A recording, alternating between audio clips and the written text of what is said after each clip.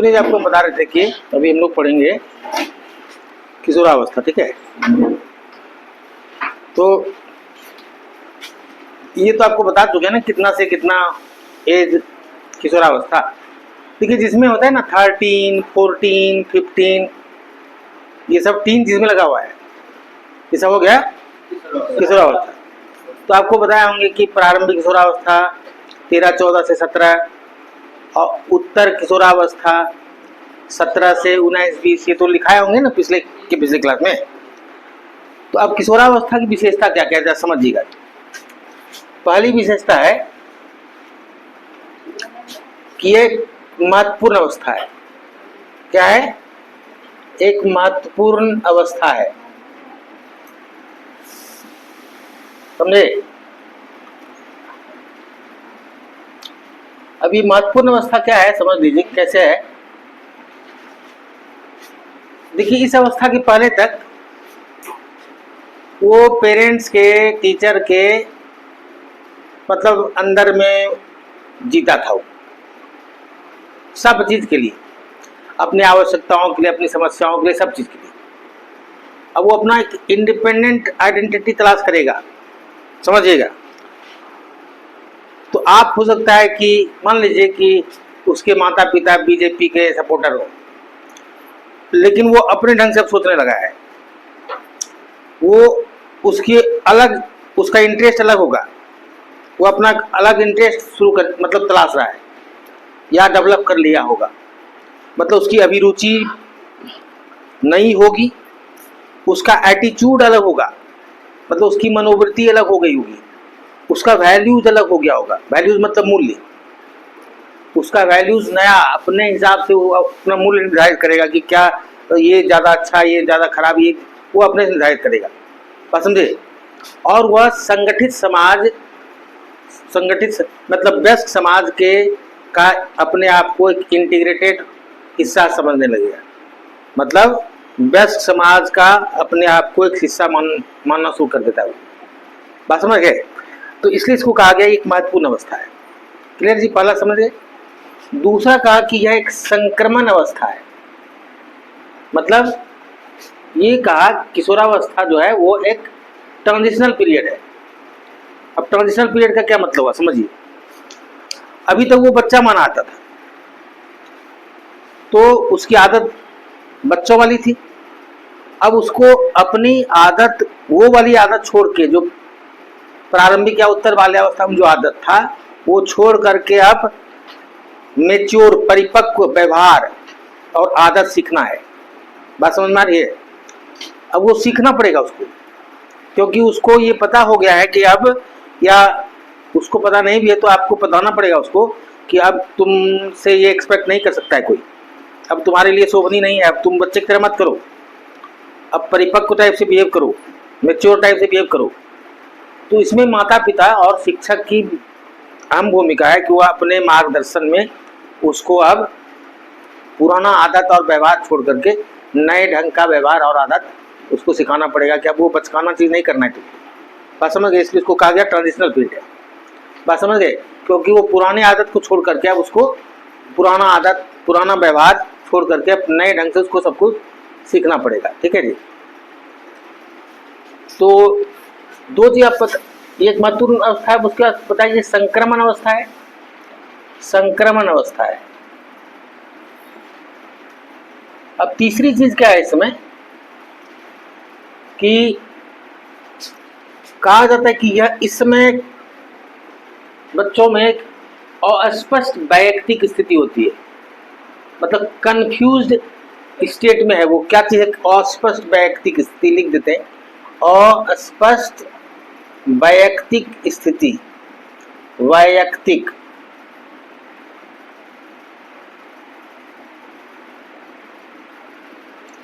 इसका मतलब क्या हुआ, इसको समझिएगा जल्दी। इसका मतलब ये हुआ, जैसे मान लीजिए कि 4-5 बड़ा बुजुर्ग आदमी कहीं खड़ा है, किसी चीज पर बात कर रहा है। अब वो जाके वहां पर खड़ा हो गया। सुनिए, ध्यान दीजिएगा अच्छी तरह, समझे। 4-5 बड़ा बुजुर्ग आदमी खड़ा है, वो किशोर जो है वो वहां जाकर के खड़ा हो गया। तो उसको कहा गया है तुम यहाँ क्या बड़ा आदमी के बीच में कर रहा है, जाओ उधर जाओ, वहां चला गया जी। अब वो बच्चा लोग साथ जाके खेलने लगा, तो कोई आके कहा क्या बच्चा ऐसे बात खेल रहे हो, बच्चा लोग साथ खेल रहे हो। तो अब उसको ये समझ में नहीं आ रहा है, वो कंफ्यूज स्टेट में कि हम बड़ा हैं बच्चा है क्या, मेरी बात समझ गए ना। तो वो पूरा कंफ्यूजन में है कि उसको ये समझ में नहीं आ रहा है कि हमको आखिर ये लोग क्या चाहता क्या है। बड़ा लोग पास गए तो वहाँ कहता है कि यहाँ भागो, बच्चा लोग साथ खेल रहे तो कहता है यहाँ से तुम क्या कर रहे हो, बात समझे। तो ये इसी को कहा गया कि है एक इसमें अस्पष्ट वैयक्तिक स्थिति होती है। अब चौथा देखिए, चौथा है कि यह एक समस्या अवस्था है। अब समस्या अवस्था क्या है जी,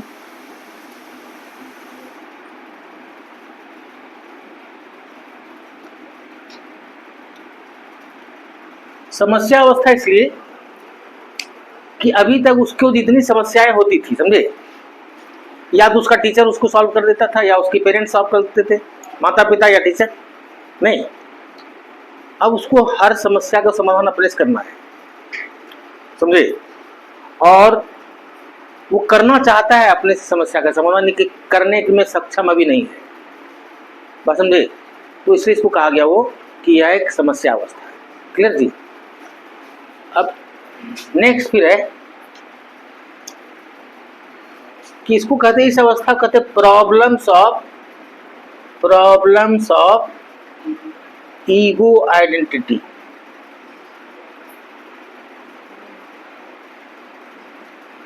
अहम विशिष्टता के खोज की सब अवस्था, ये क्या है, प्रॉब्लम्स ऑफ ईगो आइडेंटिटी। इसका मतलब क्या हुआ, अहम लिख देते हैं यहां पर, इसका अर्थ हुआ अहम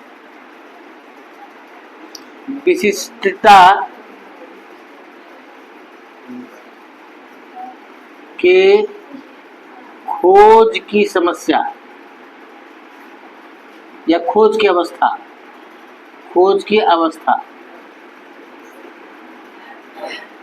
अब इसका क्या अर्थ हुआ समझिए, मेन चीज है इसका अर्थ समझना। अर्थ क्या है कि अभी तक क्या करते थे ना, आप देखिए कि हम आपको बताए होंगे कि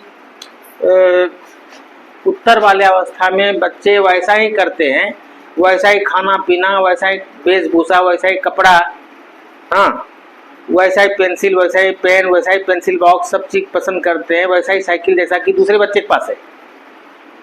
अब इस अवस्था में उल्टा है, इस अवस्था में उल्टा क्या है कि सब चीज वो अपने सहपाठियों से अलग जाता है, बस समझे। उसके सहपाठी के पास ऐसा हैंडल वाला साइकिल है तो ऐसा वाला वो लेगा, बाल ऐसे कटवा लेगा मुर्गी कट, समझे, कुछ भी, मतलब वो अलग दिखना चाहिए उसको। कपड़ा ही पहन लेगा यहाँ फटा हुआ, नहीं आजकल आता है यहाँ घुटना पर फटा हुआ, तो उसी तरह कुछ ऐसा जो कि उसको सब देखे कि हाँ ये अलग है कुछ, तो वो अपनी एक अलग पहचान बनाने के चक्कर में कुछ भी एक्स्ट्रा ऐसा कुछ कर लेता है, बात समझ गए जी। तो यही हो गया, इसको कहा गया कि अहम विशिष्टता की पहचान की समस्या। अब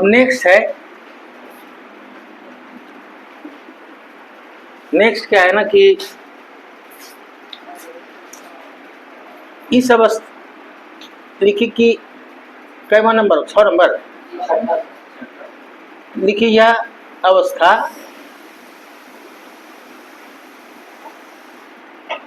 अवास्तविकता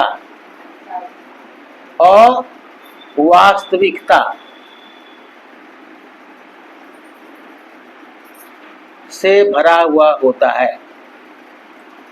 इसका क्या मतलब हुआ,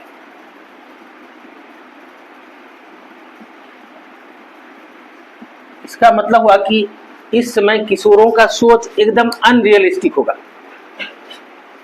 4 गो दोस्त मिलकर बात कर रहा है, एक अंडा खरीद लेते हैं, सुन लीजिए, उससे मुर्गी होगा, वो अंडा देगी, वो इतना अंडा इतना दिन में, 1 साल में वो इतना अंडा दे देगी, सब अंडा से फिर इतना उसे करते करते अगर आप तो साल भर में इतना, समझे। मतलब हम तो आपको जैसे उदाहरण दिए क्या कहते हैं हल्का फुल्का, इसी तरह का उसका सोच होता है कि यहाँ से चले जाएंगे, थोड़ा दिन डांस सीखेंगे, सुनेगा जी, थोड़ा दिन डांस सीखेंगे, अब मेरा चेहरा थोड़ा अच्छा ये है, थोड़ा दिन मॉडलिंग कर लेंगे, सिनेमा में हीरो बन जाएंगे, समझ गए, और थोड़ा सा हीरो टाइप का एकदम टपोरी टाइप का करने लगा, एकदम मार ऐसे वाला रखने लगा और बम्बैया भाषा बोलना शुरू कर दिया और अजीब टाइप का हरकत करेगा। उसी तरह पढ़ेगा कम, सोचेगा ज़्यादा। अरे कोई बात नहीं, IIT कोई चीज़ है, नीट कोई चीज़ है, तो 15 दिन पढ़ेंगे खत्म हो जाएगा, समझे। तो इतना अनरियलिस्टिक इसका सोच होता है, वह अपने बारे में, समझ लीजिए, वह अपने बारे में और दूसरों के बारे में वैसा ही सोचता है जैसा वो सोचना पसंद करता है। उसको रियलिटी से दूर दूर तक कोई संबंध नहीं है।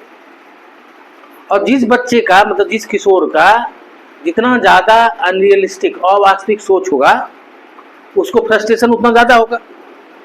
अब आप पढ़ते हैं कम और आप सोच रहे थे कि इस बार IIT में टॉप पे कर जाऊँ मैं, पता चला कि कोई रद्दी वाला एग्जाम भी पास नहीं कर पाए।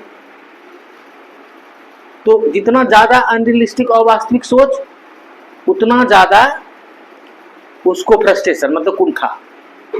बात समझ गए जी।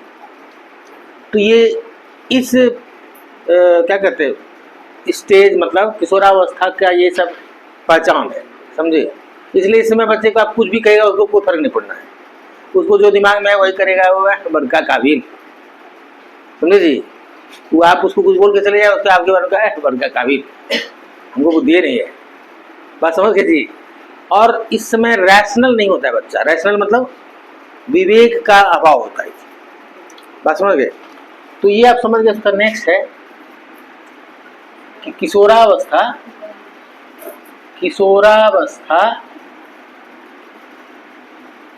वयस्कावस्था की दहलीज है।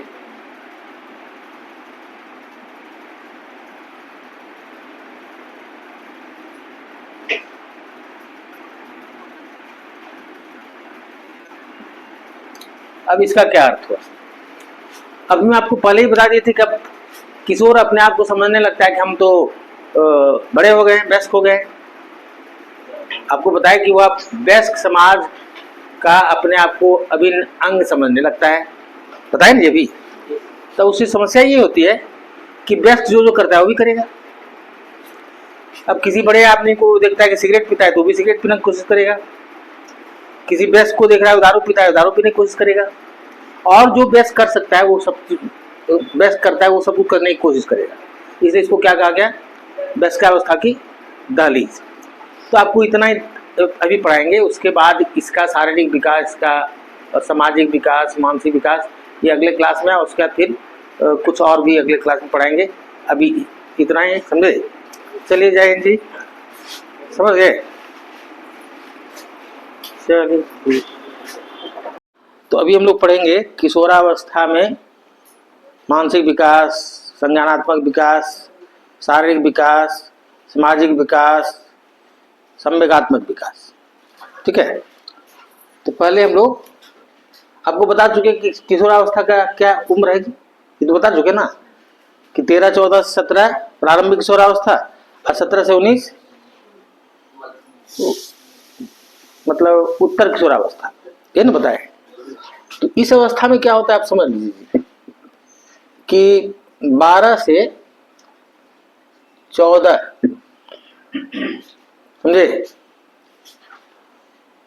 या समझिए कि 14-15 साल की उम्र में लड़कियों की ऊंचाई लड़कों की ऊंचाई से अधिक होती है। ये सब लिखते जाइए। 14-15 की उम्र में लड़कियों की ऊंचाई इसी उम्र के लड़कों से अधिक होती है। मेरी बात समझ में आई?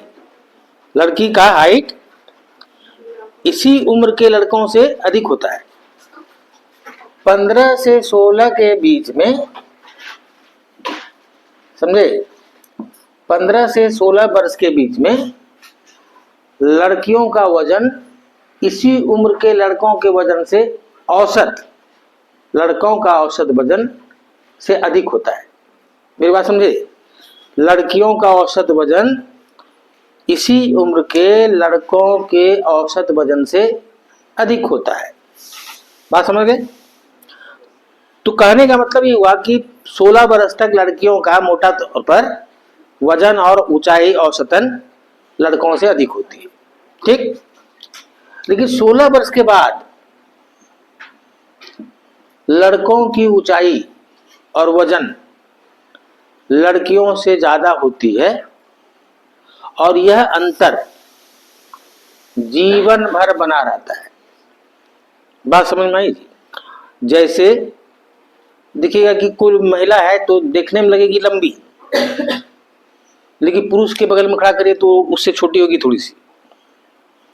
नॉर्मली आप कोई तार गाछ की ऐसे ही है तो उसका अलग मामला है, अदरवाइज आप ऐसा ही देखते होंगे, समझे। महिला को चढ़वाइए मशीन पर, उसका वजन आएगा अगर 58 किलो, तो देखिए पुरुष का वजन है 80 नहीं 65 जरूर होगा। बात समझे? तो ये लड़की और लड़कों के ऊंचाई और वजन का अंतर फिर 16 वर्ष के बाद पूरा जीवन भर बना रहता है लगभग। क्लियर जी? अब अपवाद को हम लोग नहीं कर रहे हैं, हम लोग औसत की बात कर रहे हैं। बात समझ में आई?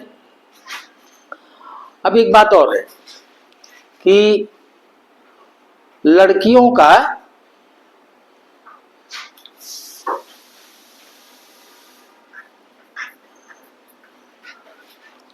मूल यौन गुण,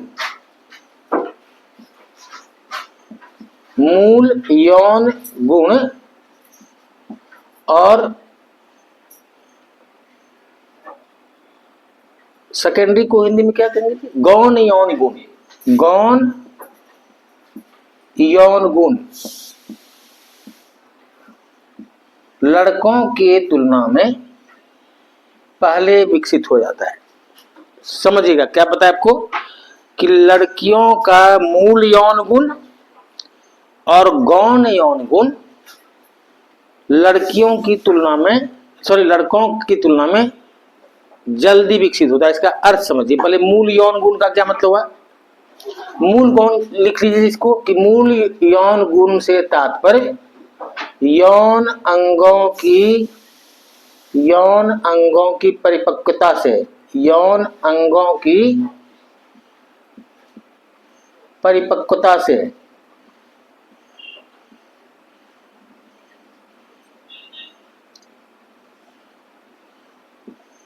क्या बोले?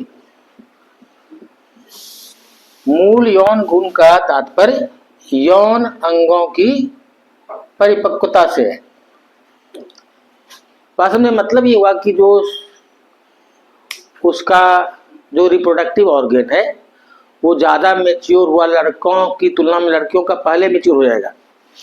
और सेकेंडरी सेक्सुअल कैरेक्टरिस्टिक या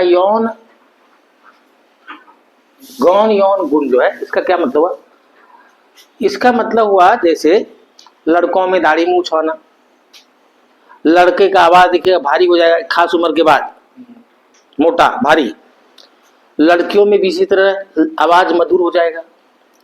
और कई जो गुण है जिस कारण से आपको दिख रहा है कि लड़की जवान दिखने लगी, तो वो सब जो उसी को हम लोग कहते हैं, जो बाहर से दिखने वाला कैरेक्टरिस्टिक्स है उसको हम लोग कहते हैं गौण यौन गुण। बात समझ गए जी? तो ये वाला कैरेक्टरिस्टिक्स मतलब ये वाला गुण लड़कियों में पहले विकसित होगा लड़कों की तुलना में। बात समझ गए ना? तो ये आपको बताए शारीरिक विकास। अब देखिए सामवेगिक विकास किसका बता रहे हैं?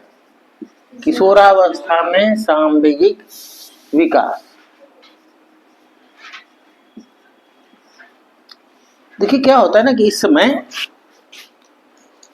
जो यौन ग्रंथियां हैं, यौन ग्रंथियां मतलब हुआ सेक्स ग्लैंड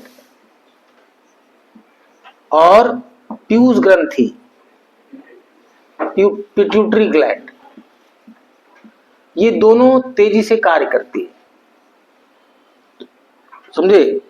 इस अवस्था में किशोरों में क्या पता है कि यौन ग्रंथियां मतलब रिप्रोडक्टिव जो ग्लैंड है या सेक्स ग्लैंड और पिट्यूटरी ग्लैंड, पीयूष ग्रंथि, ये दोनों बहुत तेज कार्य करती है। इस कारण से कई तरह का हार्मोन का स्राव होता है, बात समझे। और इस हार्मोन के स्राव के कारण लड़कियों में बहुत, सॉरी लड़कियों कहते हैं, इस किशोरों में पूरा जो संवेग होता है काफी तीव्र होता है। तो लिख लीजिए कि इस अवस्था में यौन ग्रंथियों और पीयूष ग्रंथियों के काफी क्रियाशील होने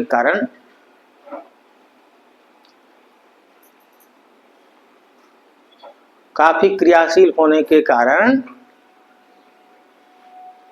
किशोरों में संवेग काफी तीव्र होता है, संवेग काफी तीव्र होता है।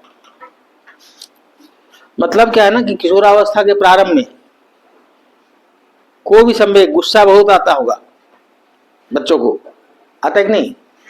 धीरे धीरे जैसे जैसे उम्र बढ़ती है तो गुस्सा पर कंट्रोल करने सीख जाता है या करने लगता है, बात समझे। क्योंकि उसको लगता है कि अब हमको सामाजिक रूप से जो स्वीकृत जो भी व्यवहार है उसको सीखना है। और ये सब ज्यादा गुस्सा, ज्यादा ये सब चीज जो है ये सामाजिक रूप से स्वीकार्य नहीं है। तो धीरे धीरे करके वो अपना कंट्रोल कर लेता है, क्या चीज पर, संवेग पर, इमोशन पर। क्लियर। चूंकि इसमें बहुत तेजी से, मतलब उसमें क्या कहते हैं, संवेग बहुत तीव्र होता है, इसलिए इसको कहा गया आंधी एवं तनाव की अवस्था। क्या कहा गया, किशोरावस्था कहा गया आंधी एवं तनाव की अवस्था।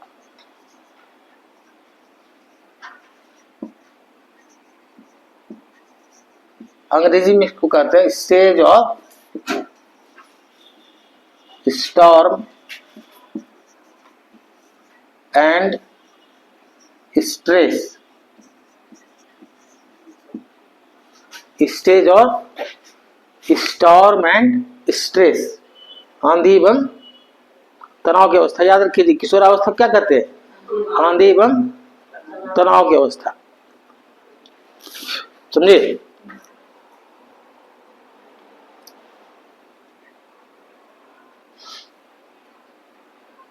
हो गया जी।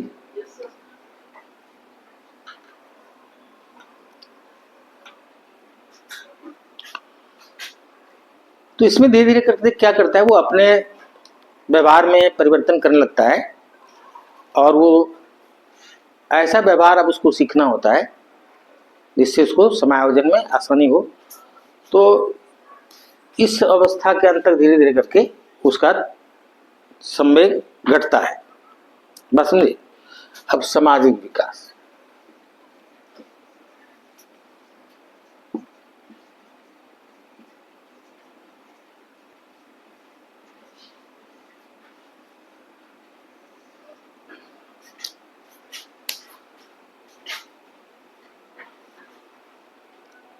समझे। अभी तक हम आपको बताए, अभी जो बता रहे थे संवेगिक विकास, कि अब वो क्या करता है ना कि जो समाज में समायोजन के लिए जिस तरह का व्यवहार जरूरी है उस तरह का व्यवहार वो सीखने लगता है। तो इसलिए वो अपने तनाव, गुस्सा, संवेग को कंट्रोल करता है। मेरी बात समझ में आ गई। अब हम लोग सामाजिक विकास मतलब क्या हो गया, सोसाइटी में हम लोग एक दूसरे के साथ कैसे इंटरेक्ट करते हैं, ये हुआ सामाजिक विकास। तो इस अवस्था में क्या होता है, सबसे पहला चीज तो ये कि किशोर और किशोरी मतलब लड़के और लड़कियां विपरीत लिंग के प्रति आकर्षित होते हैं। ये तो कोई लिखाने का, पढ़ाने की चीज नहीं है, आप जान रहे हैं। दूसरी चीज इसमें क्या होता है कि कोई भी किशोर होगा या किशोरी होगी तो माँ बाप के से स्वतंत्र होकर कुछ करने का कोशिश करती है या करता है कि नहीं जी। कि माँ बाप कुछ कहेगा उसको उतना ध्यान नहीं देगा, हमको जो मर्जी है वही करेंगे, करता है कि नहीं। इसी अवस्था में देखते हैं लड़का लड़की भाग जाता है, इसको लेके भाग गया, वो उसको लेके भाग गया, यही वाला उम्र है। उसके बाद जब ये उम्र आप क्रॉस कर गए तो उससे मामला खत्म हो जाएगा, बात समझे। तो दूसरी चीज कि इस अवस्था में एक चीज और होता है कि बच्चे में इतना चीज का मतलब, चूंकि अब इस मतलब जो उम्र हम लोग चर्चा कर रहे हैं किशोरावस्था, तो उसमें किशोरों का ज्यादा समय अपने ही उम्र के लोगों के साथ बीतता है। नहीं, ज्यादातर आप ही अपना याद करिएगा 10, 11, 12 वाला पीरियड, तो आपका समय कहाँ बीत रहा होगा? तो ज्यादा अपने दोस्तों के बीच में बीत रहा होगा। तो इसलिए उसकी अभिरुचि मतलब इंटरेस्ट, अभिरुचि, उसकी मनोवृत्ति मतलब एटीट्यूड, समझे? इन सब चीजों पर क्या चीज का प्रभाव पड़ता है? उसके साथियों का प्रभाव पड़ता है। उसका इंटरेस्ट कैसा होगा? जैसे उसके आसपास का लोग मान लीजिए कि डांस सीख रहा है, तो वो डांस देखिए सीखने लग गया। नहीं, उसका दोस्त कुछ ऐसा कुछ काम करना चाह रहा है, कोई मान ली व्यवसाय शुरू करना चाह रहा है, तो वो भी घर में आगे कह रहा है कि हम ये पढ़ना लिखना नहीं करेंगे, हम वही काम करेंगे। बात समझ गई? तो उसकी अभिरुचि, उसका सारा चीज मतलब मनोवृत्ति सारा डिसाइड कैसे होता है? तो उसका जो साथी समूह है जिसके साथ वो दिन भर उठता बैठता है, उसके द्वारा ये उसकी अभिरुचि और मनोवृत्ति तय होती है। बात समझ गए? तो अब उसकी शैक्षणिक, उसमें अपने हिसाब से शैक्षणिक अभिरुचि और व्यावसायिक अभिरुचि, शैक्षणिक एवं व्यावसायिक अभिरुचि विकसित होती है। कैसे, इसको बता रहे हैं। मतलब युवा इस समय उसमें ये दोनों अपने ढंग से अभिरुचि विकसित होती है। अभिरुचि अपने ढंग से, अब कैसे अपने ढंग से सुन लीजिए, थोड़ा सा एक बार हम समाप्त कर रहे हैं, मतलब फिर से वापस बोल रहे हैं। हम आपको ये बताएं किस समय किशोरों का ज्यादा समय अपने ही उम्र के लोगों के साथ बीतता है, इसलिए उसकी अभिरुचि मनोवृत्ति ये सारा चीज उसी से निर्धारित होता है। और हम आपको ये भी बताएं कि इस समय किशोर विपरीत लिंग के प्रति आकर्षित होते हैं। और तीसरा चीज बताए, इस समय किशोर माँ बाप से स्वतंत्र होकर सोचने लगते हैं या काम करने की कोशिश करते हैं। नहीं, हम आपको बताएं कि इसमें किशोरों में विशेष तरह की शैक्षणिक एवं व्यावसायिक अभिरुचि उत्पन्न होती है या विकसित होती है। इसका क्या अर्थ हुआ, जरा समझ लीजिए। कोई किशोर अपना व्यावसायिक लक्ष्य निर्धारित किया जिसमें स्कूल की पढ़ाई का महत्व है, तो वो पढ़ाई पर ध्यान देगा। को अपना व्यावसायिक लक्ष्य निर्धारित किया जिसमें स्कूल की पढ़ाई का कोई भूमिका नहीं है, तो स्कूल की पढ़ाई पर ध्यान नहीं देगा। बात समझ में आ रही है? जैसे मान लीजिए कि हमको है कि देखे कि MBA चाय वाला, कहीं YouTube में पढ़ लिए, देख लिए, सुन लिए कि MBA चाय वाला है, पूरा कमा रहा है महीना में 5 लाख 10 लाख, तो हमको लगा ये सब पढ़ने से क्या फायदा है, चाय बेचते हैं, तो हम भी जाके एक टपरी खोल ली। 6 महीना खोल के रखे, पता चला कि 1 महीना का इनकम हुआ 3,000 टका। आगे धरातल पर। बात समझ में आ रही है? लेकिन पढ़ाई छोड़ दी। बात समझ में आ रही है?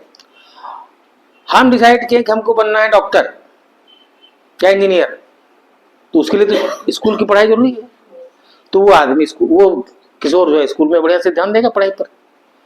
मेरी बात समझ में आई कि वो अपना व्यावसायिक लक्ष्य क्या निर्धारित किया है, उसके हिसाब से वह स्कूल की पढ़ाई पर ध्यान देगा या नहीं देगा, या पढ़ाई छोड़ देगा। बात समझ में आ गया जी?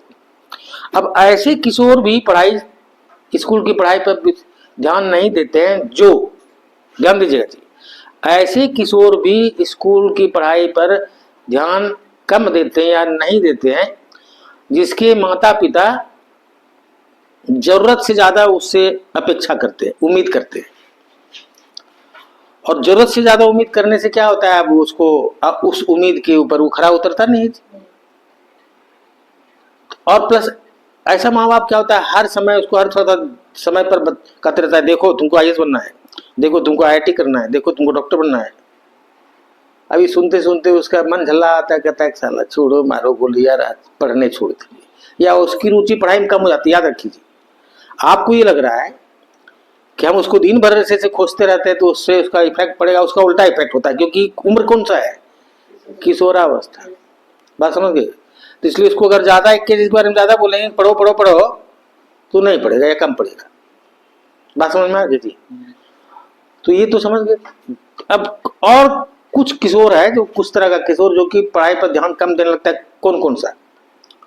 ऐसे किशोर जिसको कक्षा में उसके साथी समूह से ज्यादा रिस्पेक्ट नहीं मिलता है या सामाजिक स्वीकृति नहीं मिलती है, वो ऐसा किशोर भी पढ़ाई पर ध्यान देना कम कर देता है। जैसे मान लीजिए, देखिए आपकी पहले क्या करेगा, जैसे मान लीजिए कि 2-4-10 बच्चा जो बहुत अच्छा बच्चा है, फर्स्ट सेकंड थर्ड फोर्थ की सब करने वाला, वो खाली आपस में पढ़ाई लिखाई की बात करेगा, सब करेगा। अब इसको पढ़ाई से उतना इसको देख रहा है, इसको कौन पूछ रहा है, पीछे बैठेगा जाके पहले तो, धीरे धीरे करके पढ़ाई से उसका विरक्ति हो जाएगा। बात समझ गए? अच्छा, कुछ तो ये इस तरह का किशोर भी पढ़ाई से धीरे धीरे दूर होता है। उसके बाद क्या होता है ना, जैसे कुछ किशोर देखिए क्लास में कुछ बच्चा मतलब नॉर्मल से ज्यादा लंबा है। जैसे 10th क्लास की बात हम कर रहे हैं, सब बच्चा का हाइट है 5 फीट 2 इंच 3 इंच 4 इंच, एगो देखिए 6.25 फीट वाला इतना बड़ा है। बात समझे?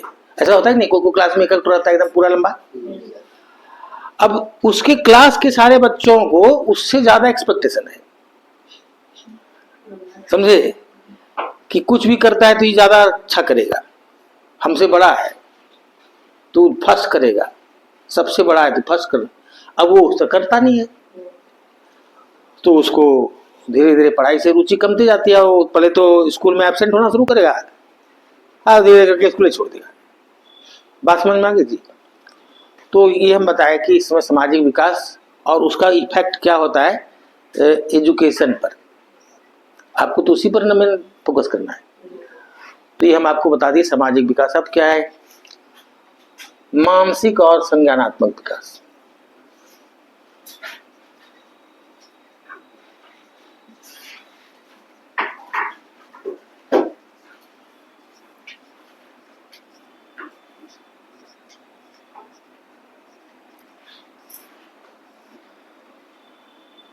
समझे? अभी मानसिक और संज्ञानात्मक विकास क्या है? देखिए जी, एक व्यक्ति था टर्मैन। कौन? उसका कहना था कि 15-16 साल होते होते, 15 से 16 वर्ष की उम्र होते होते व्यक्ति का मानसिक विकास कंप्लीट हो जाता है। ऐसा किसका मानना था? टर्मैन का। ही लिखते जाइए सब। मानसिक विकास 15-16 साल की उम्र तक कंप्लीट हो जाता है। बाद में बेले एक व्यक्ति था, बेले, ये कहा कि नहीं, मानसिक विकास 19 वर्ष तक होता रहता है। अभी रुकिए, बेले क्या कहा कि 19 वर्ष तक मानसिक विकास होता रहता है। और यही बात फिर लिबसे बोला कि 19 वर्ष तक मानसिक विकास जारी रहता है। बात समझ गए?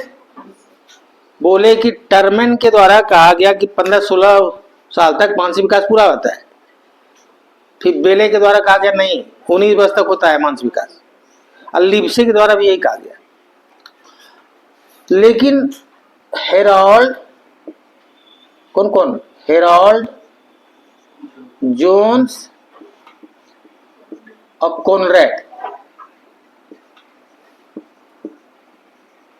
के द्वारा कहा गया कि मानसिक विकास 22 वर्ष तक चलता रहता है। थोड़ा ही बहुत सही, लेकिन मानसिक विकास पूर्ण कब होता है? 22 वर्ष की उम्र में। बात समझ गए? तो आपको सबका ओपिनियन जानना है जी। कौन कौन बताए? बेले का 19, लिप्से का 19, और क्या टर्मन का 15-16, और क्या बताया हेरोल्ड जॉन्स और कॉन्रेड के द्वारा कहा गया 22। ठीक।